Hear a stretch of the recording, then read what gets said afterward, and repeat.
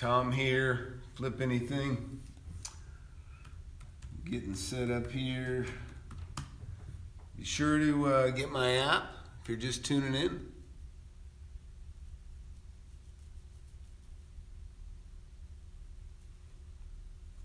Let's see what we got here.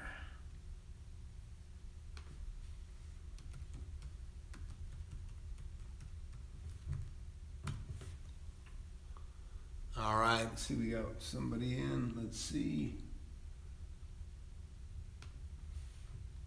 Getting set up here. Bear with me. If you're just getting in here, be sure to get my app. Right, Tom at FlipAnythingUSA.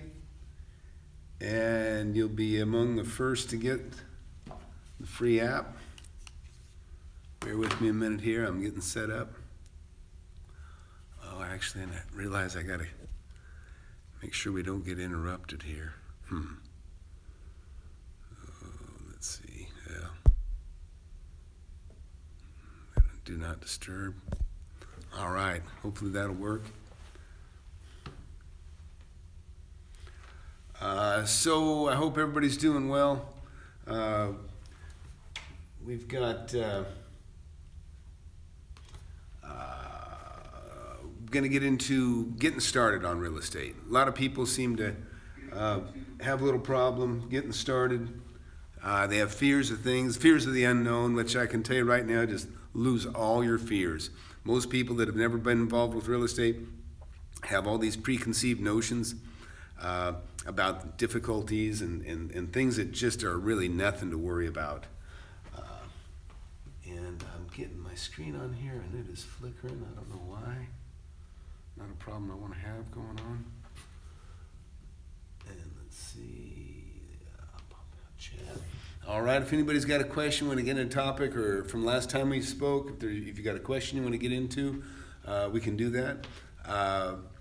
In fact, we can do that even before we get going on the board. I got the whiteboard here. I'm going to show you.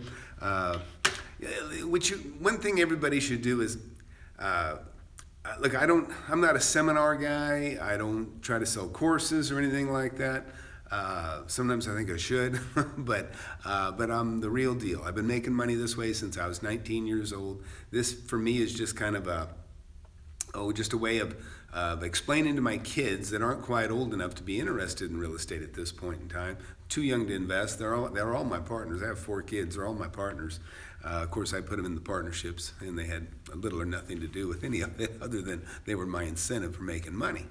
So, and whatever that drive is, whatever it is that you want to make money for, in fact, I'd love to see why people want to make money. I know for me, I had a childhood, we didn't have much money, and I have many memories of sitting in the car, looking at the hood being up, and being a little kid in the car, seeing the hood up, and my dad on the other side of that hood working on the car, being broken down on the side of the road. I remember me and my sister scrounging through the car looking for stamps. I think they're blue something stamps. Maybe somebody remembers from way back when. But they used to have these stamps that they'd give them for your groceries, but they were mint flavored, and that was like lunch for us. So, anyways, I want to get into showing people how to get started in real estate investing. And only because I'm such a big believer in it. It's such a wonderful tool to get wealthy quick. Getting rich in real estate is I don't know any other way to do it. I don't know anybody that's made it I don't know really few people that have gotten rich without it. And I know some people that have made money a number of different ways, and inventors and stuff like that. But really, even those guys eventually gravitate to buying real estate because it is just a great place to put your money because it continues to compound and grow. And can everybody hear me out there pretty well? Let me know if we got any audio video difficulties. I'm a one-man show here on the studio, and so if there's any issues, please let me know. Let me get my board here. So look, we're going to talk about just how to get started investing, number one. And I'm going to talk about anything you want to ask me a question about, anything you want to get into. But look, when I was 19 years old, I bought my first piece of property. And I don't know any other way I could have bought something that cost, $110,000, $120,000, whatever it was, that I could have borrowed the money. And that I could have, even entertained buying anything that big. It's the only thing. That's what's so great about real estate is there's opportunities where you can buy without having to qualify, or you can actually qualify quite easily to buy something for $110,000, like a piece of real estate. But you try to go buy a car for $110,000. Nobody's going to loan you money. I mean, some people will, of course. But you have to be quite wealthy to borrow $100,000 for a car. You don't have to be very wealthy at all to have the capacity to borrow money to buy a property that costs $110,000. And it's that leverage, it's that being able to put $10,000 down. I think if it's your first time homeowner, you can put down 3.5%. So imagine putting $3,500 down to buy a $100,000 piece of property. That can happen for some of you. Some of us, of course, they're not going to. That's for first time home buyers, that sort of thing. But what I'm going to talk to you about is the way that I made my money, the way that I became a millionaire by the time I was like 25. And, that was a long time ago, and I've done nothing but just, completely compounded and made more and more and more. And I'm excited about it because it's how I want my own kids to, I got a daughter that's I have two daughters in college right now, and I got two younger boys that are too young for college. But they all know that I am a believer in real estate because that's how I write checks for college, how I write checks for cars. Anything I want, I don't usually borrow. Anything that I want, small items, and I say small, I mean anything other than real estate, I write checks for. And I write checks for houses too, and I buy property like that too. And it's only through real estate that I've been able to do such a thing. It's only through real estate. So let's get started. And 1 second here, double check one thing.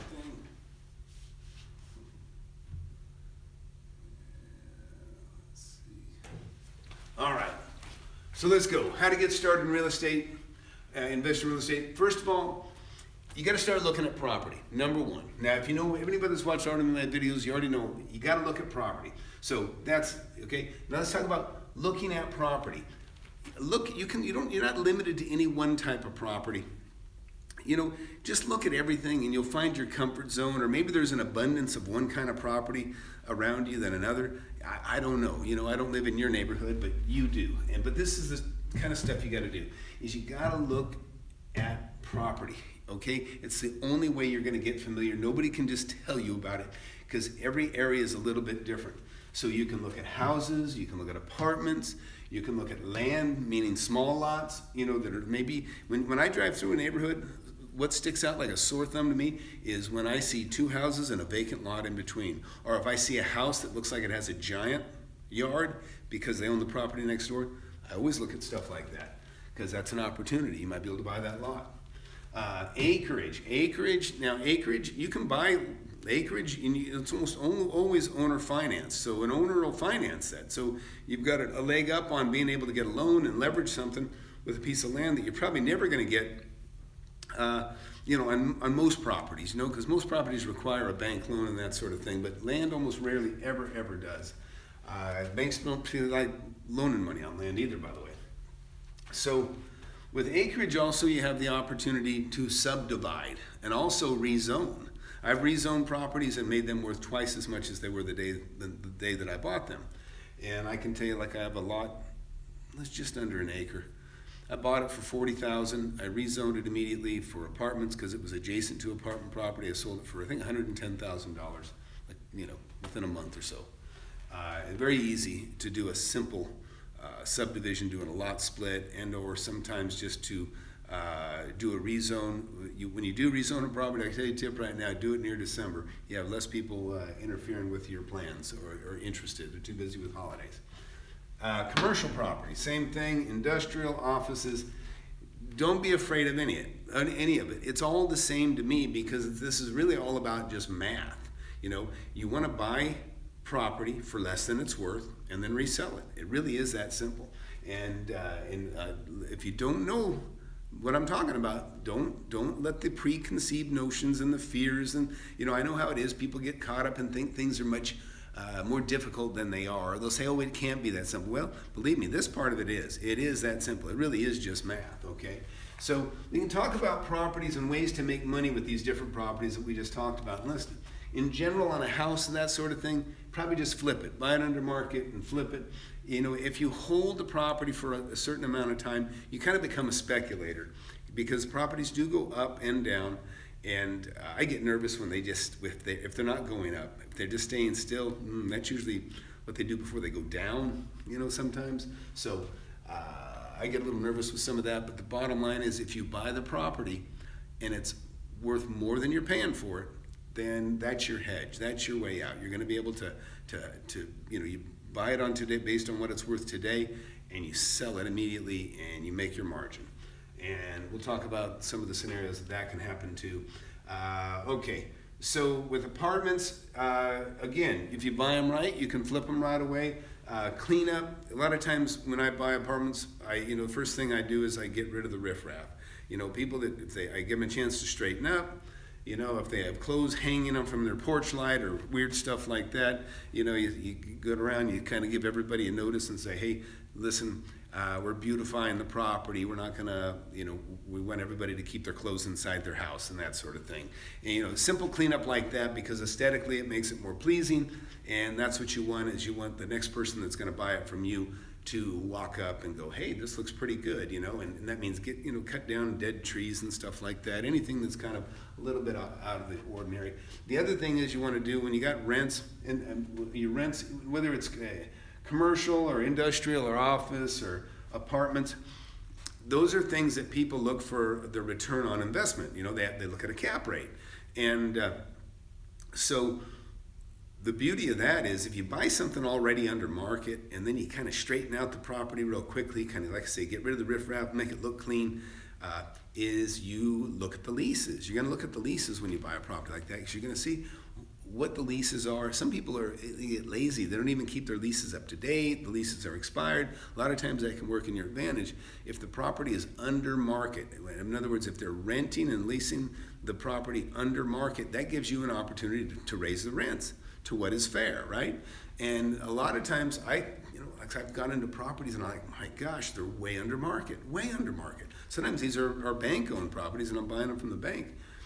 But the advantage to you is that, let's just say you've got, an apartment complex and it's bringing in, let's just say it's bringing in $200,000, or, gross rents are $200,000, but maybe it's got a net rental income of, $140,000 or $150,000 or something like that. Just say $150,000 after the expenses, taxes and stuff, not mortgage, but taxes and stuff. Well, if you can raise rents, like sometimes you can raise rents 25%, and now all of a sudden you're bringing in another, let's just say you're bringing in another, let's say the property's worth $1 million, and now you're bringing in another $10,000 a year. Well, that $10,000 more a year income, that's worth $100,000, to an investor that's buying it, that expects a 10% return on their investment. So you may be able to go in and buy something that's already below market a little bit, raise those rents, and now just by raising the rents and having those in place, that property, every time you bring in another, whatever, $10,000 per year more, you're raising the value on that. And 10%, believe me, people will slug it out for a 10% return on their money. It's hard to get. People are actually settling for, like 8%. And so I hear you about 5%, which is beyond my mind. That's buying a job. I'd never do that myself. But so you can go in there and you raise the rents, because the guy that's going to buy it from you, when he sees that where the rents are at, and he can do the numbers and he can see the expenses, and he can go, "Oh wow, this thing here is going to give me a cap rate of 10% or even 8%, which means you're going to make even more." So in other words, you can go in there and raise the rents, and even if you bought it at market and the rents are not at market, but let's say you bought it and it wasn't cash flowing particularly well, but you see the opportunity to raise the rents because the leases are, not optimized or current, or not, there's room to grow and raise the rents, then that's what you want to do. And that goes for commercial, industrial, and offices. Now, the other thing you're going to see is when you're looking at properties, you kind of want to know who the players are in your area, meaning who are the other investors, only because you might run into their names when you're looking in records and that sort of thing. But also, they're also a good opportunity to flip to those people too, especially if they're more established than yourself. Those guys have money. They know quickly what a deal is. And if you know what a deal is, you're going to be able to know how to present a deal to somebody else, and they're going to know how to take advantage of it.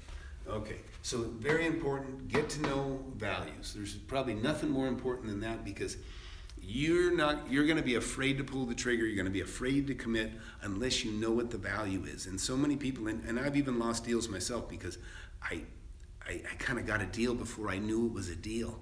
And then somebody that was smarter than me in the area, boom, took it away from me. I hate that. It doesn't usually happen to me, but it has happened.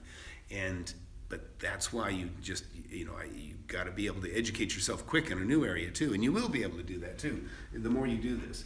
So number 5 here is, look for properties that have been owned 5 or more years, okay? The reason I say that is, anybody that's bought a property in the last 5 years, maybe you want to know that they can sell it at a rate that there's going to be room for you to make a profit.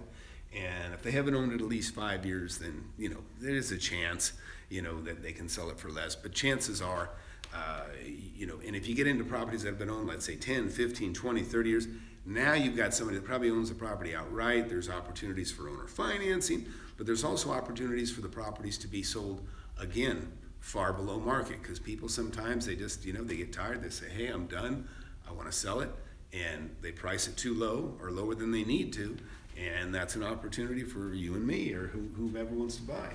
So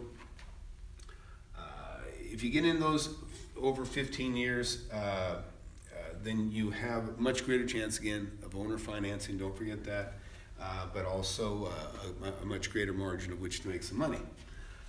Now, estate sales, okay. Always be aware, estate sales, I've never seen more money squandered than inherited wealth, to be quite honest. People inherit property, they don't do their due diligence, they just I just want to get this thing sold and get some money. And that can really work to your advantage when you're an investor, because people sell property under market all the time. If you watch my one video, let's see, I think it's this $5 million breakfast. And that's about, in my old town, a builder in that town came in to have his breakfast. He overheard 2 farmers talking. The farmers talking about another farmer that just died, and that his property was going to go for sale that Sunday, and that an agent was going to talk to whoever came out there and try to find who wants to pay the most for it. Well, he got there, nobody else was there, and but it was only overhearing that conversation that he knew this was going on. That's why it's so important to keep your ears open. So he ended up going to that deal, and these people drove in from Oklahoma. This is a property in California where I used to live, and he gets there, and the agent was a Century 21 agent, I believe, and she didn't know acreage, she didn't know land at all. And this guy had 160 acres in 2 parcels that made up 160 acres, and a house, and it was agricultural land. I mean, he'd been farming it. And these people came from Oklahoma, where property's worth like $100 an acre. And so this guy comes in and says, they go, well, what do you give us for it? He said, man, how about I'll give you $160,000. I'll give you $1,000 an acre. And they're like, wow, that sounds great to us. They looked at the agent. The agent says, well, sounds fair to me. And he bought it for $160,000. And guess what? He sold it for $5.2 million, or over $5 million within 3 months. Within 3 months, he'd sold it in 2 pieces, like 2.8 for one, and I think 2.4 for the other, roughly, $5.5 million or $5.2 million. Now, he knew value when he saw it, and he may not have even known that he was going to make that much, but the bottom line is the property was worth about $40,000 an acre. And those things do happen. And I just bought this lake house I bought. If you go back, look at some of my deals, you'll see that I bought a lake house not long ago. That was another perfect storm. That was an estate sale. 8 kids or 8 family members own this property, and they just said, just get rid of it. And so they went to an agent that wasn't even from the area, and he went to another agent that I happened to catch, and that agent wasn't even from the area, but guess who went out there and actually looked at the property? I did. And when I went out there, of course, my eyes got this big, and I'd already said I'd take it. If you get time, watch that video. It's called Lake House Property. Just watch the very beginning of that when I first got that deal. And you see I bought a home for 80 grand, and actually I got that 100% financed too. Not from the sellers, but somebody that knew that this thing's worth 3 times that or more, and they just said, yeah, we'll finance it 100%, and that's what I did. So if anybody's got any questions, this is a good time to ask. I don't know what if there's any fears or if anybody has any concerns with any of this. When I first started, I was looking at houses that were under $50,000, and I told every agent, I networked, I talked to agents, and I said, hey, I buy properties. Everybody knew I buy properties, even though I hadn't really bought many. I bought my first property, which was a 6,000 square foot industrial building, which is what got me going on this thing, because what I found out is that as soon as I bought that building, somebody offered me $20,000 more than I just paid for it. Well, that was a big wake up for me. It was like, man, there's money in real estate, and that's what I did. I pursued that like crazy, and I suggest you do too. There is no other quicker, faster way. I have some successful companies now myself that I started after I was a millionaire in real estate, and those are very successful and pretty good companies. But guess what? They still don't compete to the money that I make personally as an investor. And that's what's so cool about real estate is even somebody like me that's an established, wealthy guy, I don't really have any advantage over somebody watching right now that maybe, doesn't have very much money or other than I probably have more time than you, but, to look at property. But if you have some freedom to look around and look at property, that is probably one of the most important thing. Let's see, somebody's chiming in here. Patrick, yeah? You have 2 houses and duplexes. They're barely cash flowing. It's pretty frustrating. You're considering selling them and start flipping with the proceeds. Yeah, I think you should get rid of them as fast as possible. Listen, if they're barely cash flowing, they're no good. What good is a property that doesn't cash flow? It's not even attractive to an investor, by the way. So if I were you, I would get rid of those as fast as you can. Why keep something that doesn't make money? That's the other thing. You got to always set your standards high, okay? I have a high standard for property. I don't buy property unless I can buy it for like 30% under market, okay? I even try to do better than that when I can. But, if I'm buying like an industrial complex or an office complex, something that I plan to keep, and maybe I like it because it's near my home because I can keep an eye on it, and I have a lot of properties like that, that's one thing. But in general, if it doesn't cash flow, I get rid of it. In fact, I've got 2 houses I've been talking about I'm getting rid of right now, and they were a great deal when I paid $100 grand for them, but now that they're worth $400,000 or $500,000, they're not. They're just they don't make as much money for what they're worth. They don't bring hardly a fraction of what they could. In other words, if I got a house that's worth $400,000 and it's bringing in $1,800 a month, okay, I know that I can take $400,000 and I can get a minimum of $40,000 a year, okay, and even better. So why am I going to sit in on an investment that brings in $1,800 a month when I know I can go find something better to buy with that cash that'll bring me in, closer to $4,000 a month? Just doesn't make any sense. And actually it's even beyond that, because like I said, this property that's worth $400,000, it's rents for $1,800 a month, okay? With $400,000, I will get a property that clears more than $4,000 a month. In fact, if I leverage that into $1.2 million, then I'm going to get $40,000 a year on my $400,000. But then I'm going to make a margin of maybe 6% on the $800,000 that I borrowed. So there's another $48,000. So I'll get $88,000 a year on my $400,000 investment minimum. Okay. So yeah, Pat. And see, Patrick's being. I appreciate your honesty, Pat, because my boys are watching. I want you to know this too, boys. You can never buy at full market. In fact, I'll show you something that happens here on the board. When you pay market, it's kind of a disaster because what happens is, I'll give you an example. Let's say this is a tract of homes, okay? We'll just say that this is a tract of homes. Okay, so you got homes everywhere, right? Just normal configuration, homes and lots and that sort of thing. Well, and let's just say this is the first phase, okay? So here's your first phase. And so, there's a great deal. You can buy them for $120,000 or $220,000 a piece, and you get in this first phase. And then the economy goes down, okay?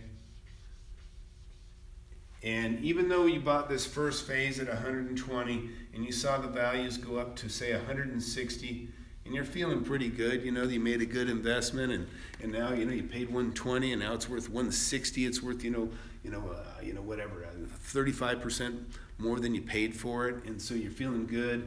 And then the economy starts to go down and starts to tank. Well, these guys are building the second phase, and now they're asking $160,000 for the same model home that you paid $120 for, right? Well, here's the difference. These are costing them less to build than the one they built them for you at $120. Now you've got a tough competitor that you ain't gonna beat. You're not gonna beat this guy. This is the builder, okay? This is the developer, the housing, the people that built these houses, that company. Well, remember, they were building these homes and selling them for $120. Now they're selling the second phase at $160. You're feeling good about your profit, but guess what? You can't compete. The market's going down, so they mark them down to $150, okay? And now you're going, oh, now it's worth $150. And then they go, oh, this is getting tough. And so they go clear down to $120, okay? So now they're selling them for what you paid for it, okay? And you're going, that sucks. I can only get out of this for what I paid for it. But you got some equity, you've been paying on it a little while. Well, then the economy gets even tougher. And they put them down to 110, let's say, or maybe even 105, okay? Now they're selling that second phase for less than you paid 3 years before that. That can happen. And that's why it's so important that you never pay full price. You whatever the market is, you try to pay 30% under market always, because this happens, okay? This is different. This is, the problem with this is you're going in and people are buying the exact same model home that you bought, and they can buy them for less, and you can really get caught in a mess and get upside down and not get out. And Patrick, that's why I say get rid of those as quick as you can. Even if you got to lose a little money, just get your cash back out. You'll put it in something better, I'm sure.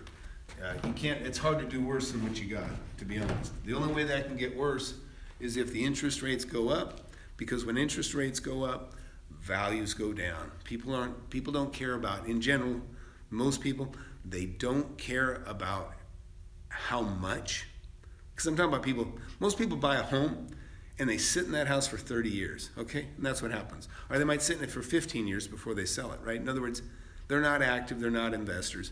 So what happens is, yeah, no problem. Yeah, and please do it soon. I'm a little bit nervous. I would do it soon. So, because I think interest rates could go up a little bit, and I do think the market is falling, at least in some places I can see it. Not bad, but it's plateaued and it just seems like it might be going down. That's why I'm getting out of some of mine that I have. What was I going to say? There you go. Yeah, text your realtor. Well, hey, listen, don't forget, you can stick a sign out there first. If you want to, do a for sale by owner. You might do it for a week or two. Somebody may come along and take it off your hands. You got to remember, I always tell everybody, try to sell the property direct yourself at first. And the reason I say that is people that are looking at properties in your neighborhood, they're driving your neighborhood looking for property anyways. They see you're for sale by owner, they'll make a deal direct with you. You can save, you can cut the price down a little bit, and you both still come out ahead. And I always tell that when I approach somebody, try to buy a property from them, I say the same thing. Hey, there's no agents involved. Let's split the commission, take 3% off, because they're going to end up probably paying 6%. Let's see, what was I going to say about on the real estate end? Anyways, that's the other thing is when you buy property, if you can secure owner financing. So in other words, you go find a property to buy and you get the owner to carry a note. Okay, you put say $10,000 down, and for simplicity, let's say they're going to carry a note for $90,000. Okay, at 4% interest. Okay, or maybe even 3%. It can happen. Okay, so now you've got this note in place, that's for $90,000, and it can be assumed. It's assumable. When a bank writes a loan and a note, they always put an alienation clause in there, or what we call a due on sale, meaning if you sell the property, they call it due on sale. So, and if you watch one of my previous tapes, I get more into that, and also how you can get around that too with a contract for deed. But the bottom line is when you buy a property right, not just the price, when you buy it right on the price, yes, now you can sell it for less than market and still make money yourself. But when you finance it, when you put the financing in place, that's really a home run, because you get a competitive rate. Somebody that doesn't have good credit can actually buy it. They can buy it from you, and that's worth even more to them. So when you tell somebody that you can finance it for them, or you have the financing in place, that's why it's not hard to sell it for even above market, because you're selling it for a little more. You can even sell it above market a little bit, because the guy that's buying it, he blew his credit. He doesn't have the option to be able to just get a loan. You know what I mean? And if you do have good credit, and I assume most of you do, be sure to get a pre-qual letter. That's so important, to always get a pre-qualification letter. And what I'm talking about, I know not everybody's new. I assume a lot of you are experienced. I hope so. You want to get experience as quick as you can. But even if you're an experienced investor, okay, I go get pre-qual letters that are for millions of dollars. And so basically my bank will write me a letter saying, Tom has paid as agreed, $10 million in loans in the last few years. And if he finds a property, we would be anxious to, service that loan. And that's their way of saying, hey, we will bank Tom if he finds a property, and he puts down the normal down payment. Because generally I'm held to a standard. If I got to put 20 to 25% down, and it's not because the banks wouldn't do more for me, they would, but the banks are regulated by the government. They're limited as to what they can do. Now, private lenders, not so much. Private lenders can loan you 100% of value, no problem. In fact, I've done it several times. And I just did one recently on the lake house, like I said. So these are the things you should be thinking about, is not just, these are some of the things that are like unknown, even to guys that are seasoned investors. A lot of seasoned investors don't even know that much about owner financing. They don't know about contracts for deed, which if you go back and watch some of my other videos, just recent ones, where you see the banner behind, I kind of get into the contract for deed. Really good information, really important information. Anyways, I don't know, we got any other questions, anybody? But yeah, for sure, Patrick, you want to get out of that. The main thing is, folks, you got to have faith in yourself. Understand that the beauty of real estate investing is that there really are no rules. In other words, you can make a deal with somebody that has a property, and you go as crazy as you want with, as two people can agree. You can really go a long way. And so I urge you to, just trust yourself. You're going to come up with your own creative ways of making deals. Like I said, one of the earlier deals I've done, I had like a 6-month escrow. In that 6 months, man, moved in and I didn't pay rent for 6 months. That gave me the opportunity to earn and save the down payment that I needed to buy the property. And the reason that worked for the sellers is sellers were worried about vandals. They didn't want anybody vandalizing the property. And so they knew that with me moving in, they didn't have to worry about vandals, vandalizing. So there's just all kinds of ways. And, it just reminds me, I bought a property from a big linen outfit in California called Mission Linen. And I already had a pretty good deal, but I looked them up and I contacted them and I said, look, the property is worth probably $180,000. I offered them, I said, I'll give you $110,000. And I said, I'll fix the floors and I'll fix the pits. And there was these pits and different things that this property had, meaning like little holes in the ground for whatever that accommodated some sort of machinery. And so what I did was I made a deal. I said 110, and I'll fix everything. I said, or I'll give you 130,000. And you guys fix everything, and I give them a huge list of stuff. I knew they weren't going to take the 130K. I knew they weren't going to fix anything, put it that way. And sure enough, they said, hey, we'll take the 110. They let me buy it with $10,000 down, and they carried the balance, $100,000. I turned it within a year to somebody else. I planned on keeping it, but then I decided I was going to move somewhere better. And but I had the financing in place. He assumed that and gave me, I can't remember, I think I sold it for like 170. I made 60 grand. And, this is like 30 years ago. And, I've got deals around me here that I've made over 140,000, 2 million that way, a couple $100,000 over here. And these are the things that you can do when you get into it, and you don't have to go far. People think they have to go somewhere else to find these deals. No, they're in your neighborhood. They're right where you are. You could walk to deals, I guarantee you. Property is everywhere. Deals come about every day in every city. So, within your city, I guarantee you there's some great deals going on somewhere, and chances are you can walk to one right now today. So, anyways, I'm going to call it a day for now. If there's any questions, just put it in the comments below. And again, please share, please subscribe, please like my videos. That helps me. I don't charge anything, as most of you know.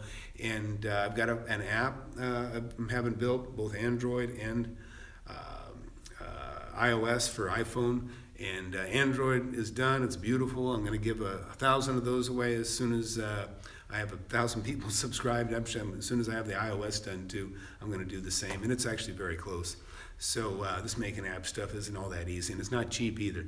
So, but it's going to be a wonderful tool, help you guys make some money. So be sure to share with your friends, because I'm going to give this app away when I hit 1,000 people that have requested it, and I haven't quite hit there yet. So if you're going into other YouTube video sites and you got other like-minded people around, you might just go ahead and share that out, how to get the free app.